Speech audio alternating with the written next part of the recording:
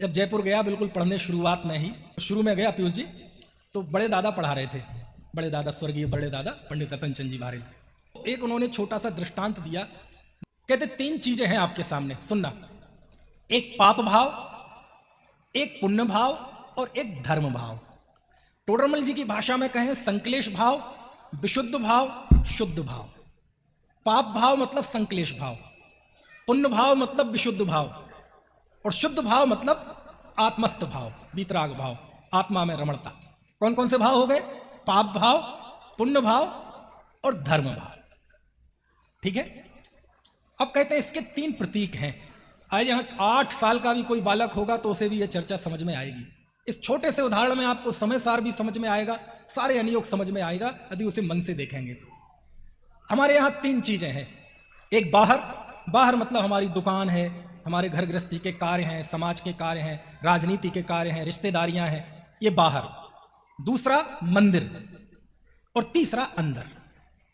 बाहर मतलब पाप का प्रतीक, मंदिर मतलब पुण्य भाव का प्रतीक, और अंदर मतलब शुद्ध भाव का प्रतीक। संक्लेश भाव, विशुद्ध भाव, शुद्ध भाव। बाहर, मंदिर, अंदर। कितनी स्थितियां हैं? 3। अब कहते विधि क्या है, परंपरा क्या है, मार्ग क्या है? आमतौर पे हम आप जैसे जीव 24 घंटे में से ज्यादातर समय कौन से भाव में रहते हैं? आप में रहते हैं कि मंदिर में रहते हैं कि बाहर रहते हैं? बाहर रहते हैं। तो विधि क्या है? तो कहते देखो भैया, बाहर छोड़कर पहले मंदिर आना, और मंदिर में आकर फिर अंदर जाना। क्या कहा? समझ में तो नहीं आया? हाँ, बाहर से मंदिर आना और मंदिर से अंदर जाना। अच्छा, ऐसा कभी हो सकता है कि मंदिर बाहर से सीधा अंदर? ये प्रतीक की भाषा है। यानी ऐसा कभी होगा कि व्यक्ति राजनीति के कार्यों में लगा है, पाप में लगा है, हिंसा में लगा है, चोरी कुशील सेवन, विषय सेवन में लगा है, और वो आत्मा में चला जाए? संभव है क्या कभी ऐसा? ना ऐसा सिद्धांत है और ना ऐसी परंपरा है। समझ में आया? तो बाहर से मंदिर आना मतलब अशुभ भाव छोड़कर शुभ भाव में आना।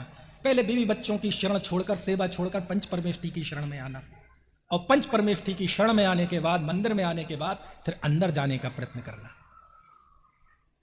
यह क्रम जब जब बिगड़ेगा कोई ना कोई आभास खड़ा होगा, एक क्रम जब जब बिगड़ेगा कोई ना कोई एकांत खड़ा होगा, एक जब जब क्रम बिगड़ेगा कोई ना कोई विकृति हमारी संस्कृति में आए बिना नहीं रहेगी। समझ में आया?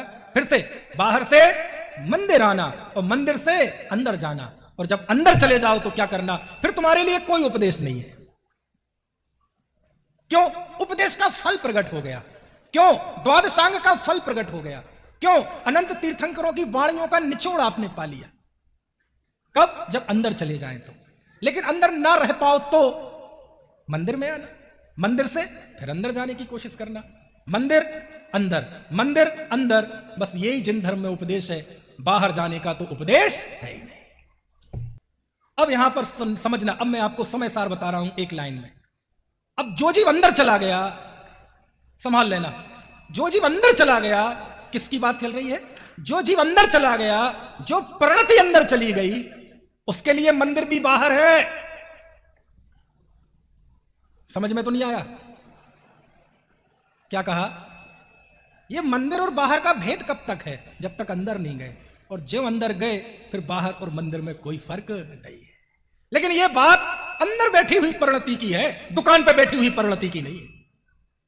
ये स्वर अंदर बैठी हुई परिणति से निकल रहे हैं, दुकान पे बैठी हुई परिणति के स्वर नहीं है। दुकान पे बैठी हुई परिणति के यदि ये स्वर होंगे तो वो पर्याय और गर्त में चली जाएगी। ये तो अंदर बैठी हुई पर्याय में स्वर है, मेरे लिए सब बाहर है। क्यों? आत्मार्थी अंदर देखता है तो अपना वैभव दिखता है, और आंख खोलता है तो जिनेंद्र देव का वैभव दिखता है। बाकी सब तो रेगिस्तान है, बाकी ना कहीं कुछ देखने लायक है, ना चखने लायक है, ना छूने लायक है। आंख बंद मैं ही हूं, आंख खुली जिनेंद्र देव आप ही हैं। आंख बंद मैं ही अरहंत हूं, मैं ही सिद्ध हूं, मैं ही आचार्य हूं, मैं ही उपाध्याय हूं, मैं ही साधु हूं, संसार की सर्वोत्कृष्ट सत्ता में हूं, अनादि नित्य उद्योत रूप हूं। और आंख खुली, प्रभु पतित पावन में अपावन, चरण आयो शरण जी। ये क्या दोहरा जीवन है? ये दोहरा जीवन नहीं है। समझ में आए ना? साधक जीवों की साधना की यही सुंदरता होती है। समझ में आए ना? अंदर गए फिर बाहर और मंदिर में कोई फर्क नहीं है। लेकिन ध्यान रखना, अंदर जा कौन पाता है? जो बाहर से मंदिर जाता है और अंदर के संकल्प के साथ जाता है वो अंदर जाता है।